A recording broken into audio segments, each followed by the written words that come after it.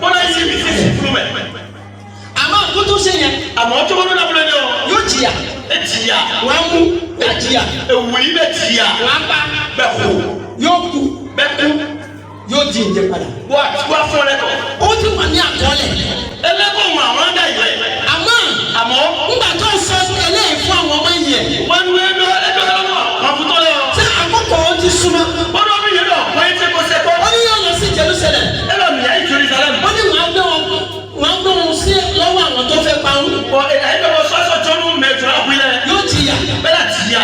yóò ṣe wọ́n ṣe gbogbo kan ọ̀pọ̀lọpọ̀ òkú fún. Jésù wá wo èwe. Jésù wá ikú òkúto. Ó rí pé kì í ṣe Pétérù ló sọ̀rọ̀. Ẹ̀dùn gàtí bá bọ̀rọ̀ àárín ní pìyẹ́ rẹ̀ fún wa. Àwọn nǹkan tó wà nínú ẹ̀. Àmọ́ nù ẹ́ ló ń yẹ mẹ́ o. Wà ní wọ Sátánì. Ebe pẹ̀pẹ̀ Sátánì o. Ọ̀ya jáde kúrò mi. Ọ̀pọ̀ yẹn yà kó sí yẹn rẹ̀. Praise the Lord. Amen. Sátánì ò fẹ́ kí ẹnikẹ́ni. Sátánì bá dùn lè dẹ́kun. Kí ìpinnu Ọlọ́run kó ṣẹlẹ̀ nínú ayé rẹ̀. Bọ́lá nù ẹ̀ máa ń kọ́ búrọ́kì tó bẹ pẹ́ kan ọ̀ ẹ̀ wá ti tẹ̀lé tó bẹ dẹ́kun jí yà. Sátánì ò fẹ́ rárá. Sátánì bá yẹn pérépéré yà. Kẹ́bà jẹ́ ọmọ tó ń dògbò. Nú ayé kò fi yẹn lọ sí ọ̀rọ̀. Èèyàn gidi ni. Èrò àmọ́dọ̀ bẹ́ẹ̀ ṣe orí rẹ̀ mẹ́ta wà dára bẹ́ẹ̀ rẹ̀. Àwọn ẹ̀gbọ́n rẹ̀ wọ́n wá wọ̀nà láti pa. Bọ̀ mẹ́ta kọ́tọ́ ẹ̀kọ́ nù yé mo ilé fún kútọ̀ ìjà líbá ti wọ́n àwọ̀. Àwọn àwòrán ta ló ń ṣe kíyàn sí i. Mẹ̀káàdù ẹni ọ̀bùrọ̀ ní ìwẹ̀. Ta ló ń lò wọ́n láti pa Joseph. Mẹ̀káàdù ọ̀bùrọ̀ ẹni ọ̀bùrọ̀ ìwé mi ní sànà tó kù Joseph. Sátánì ni. Sátánì wẹ̀. Sátánì ń wọnú láyé wọn. Sátánì bí ọ mẹ́ta kọ́tọ́ lẹ́mẹ̀. Wọ́n ní bẹ́ẹ̀ láyé.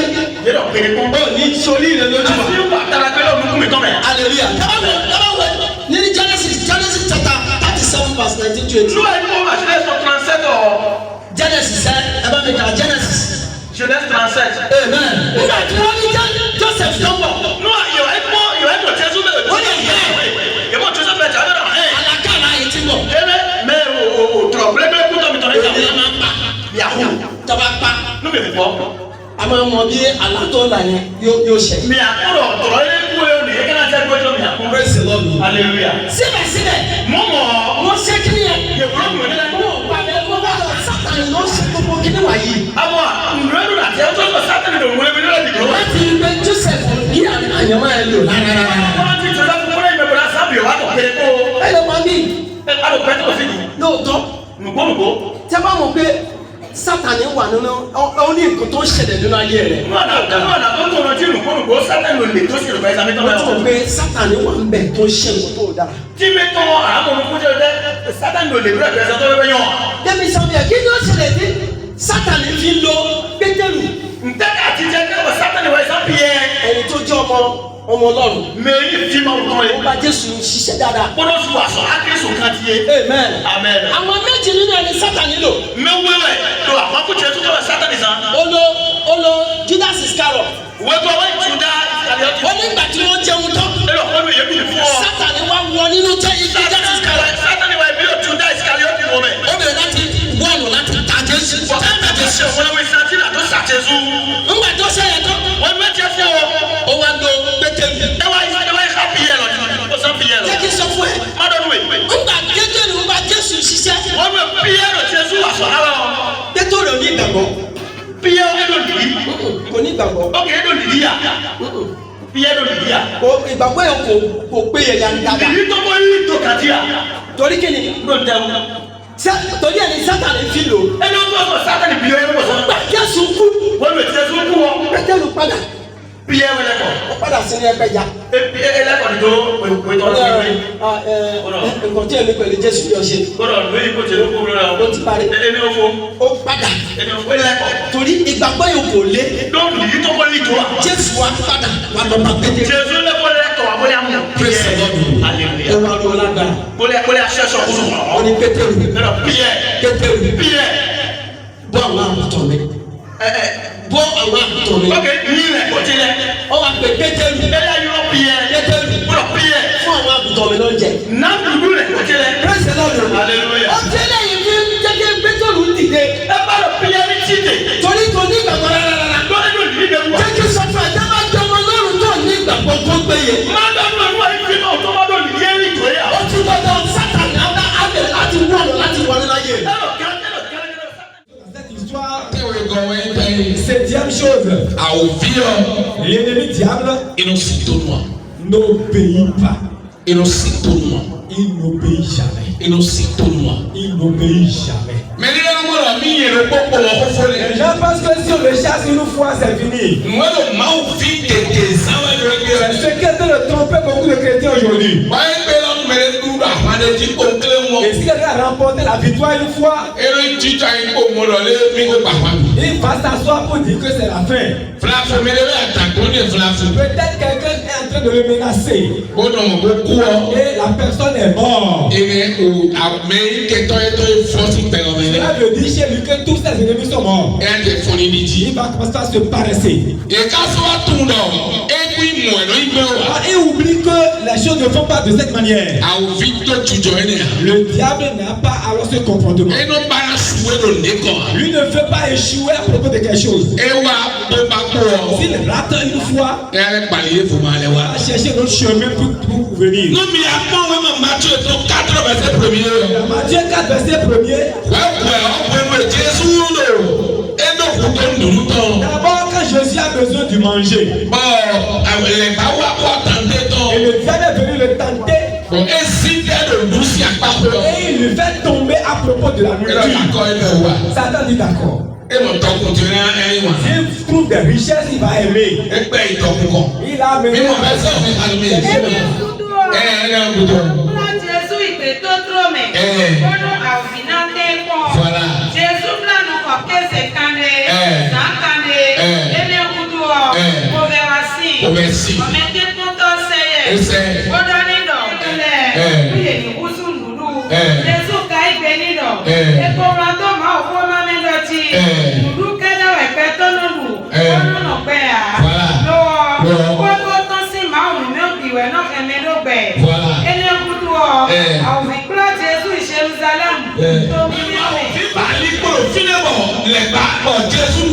Au moment où Jésus a remporté la première victoire, il dit d'accord. Ce n'est pas grave. Maintenant, nous allons parcourir le chemin. Il a amené à Jérusalem.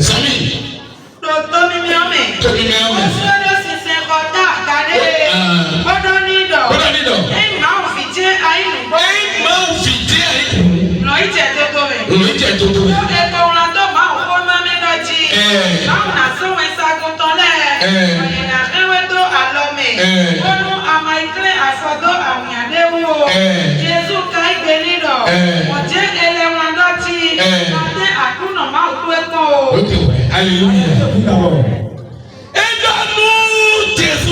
Il y a Jésus. Que Jésus a dit d'abord, c'est pas seulement le repas qui donne la vie. Il faut que c'est ce côté qu'il a la foi. Je vais aussi utiliser, il est écrit. Et je me suis dit, d'ici là, il va présenter le vol. Il te tait, il va prendre un moment. Il va regarder ce que tu as mangé. Il va regarder la partie où tu es faible. Il va regarder la partie où tu es vraiment faible. Le côté où tu es faible. Lui ne regarde pas le côté fort. Il regarde l'endroit où l'homme est faible. Il ne prend pas ce côté pour t'atteindre. Je ne sais pas si vous comprenez ce que je dis. Mais je comprends bien. Le diable n'a pas de repos. Nous ne devons pas nous reposer. Le chrétien se repose. Coucher sur ma thérapeute, c'est que le combat viendra. Pourquoi aujourd'hui l'église dort, l'église ne prie plus, l'église ne jeûne plus, l'église ne lit plus la parole de Dieu. Pas de Dieu qui était important hier. Aujourd'hui ça devient inutile. D'autres choses ont bloqué l'homme. Et l'objectif du monde, le diable a présenté devant les hommes. Il a mis ça devant les hommes. jẹ kuto. Les hommes d'aujourd'hui le suivent. Bon fi de tapade. Et oublient là où il y a le problème. Bon fi de problème de. Et oublient là où il y a les Bon fi de tapade Et o. oublient là où il y a les problèmes. Lọ́mọ jẹnu ma dó yìí kọ́lé kuto. Ils suivent les choses inutiles. N kó dẹ́ mi o kó tẹ́tù mi sọ. Pour quelqu'un. Bẹ́sì gàtà ló lọ́dún kọ́. Que ce soit. Fi mi jà ìkè. Wọ́n kuto mẹ̀lẹ́mẹ̀lẹ́. Qui sur les Wọ́n dé kuto bọ̀rọ̀ yìí mẹ́. Wà á bí tó tó lọ fi ní àpẹẹrẹ ní àkótó fi wọ́. E gbé wà ní àmúlẹ́bọ̀ kúrò dé kọ́. Lẹ́tọ̀ ló sẹ́yìn rẹ̀. Gómìnà tó gbàjẹ́ ẹlẹ́kẹ̀lẹ́ wọn. Nous allons regarder les hommes. Yà gbàtà mi. Mais le débat réfléchit. Bọ́lá wà ti jẹ́ ẹ̀rọ mọ̀ jẹ́ ẹ̀rọ tó ń sọ. La joie va toujours. Má bàa wọ́n ẹ̀mí lẹ́tọ̀ òjútọ̀. Cherche un moyen. Fẹsẹ̀ sísọ ọ̀dẹ̀ kálọ́gbọ̀n. C'est six.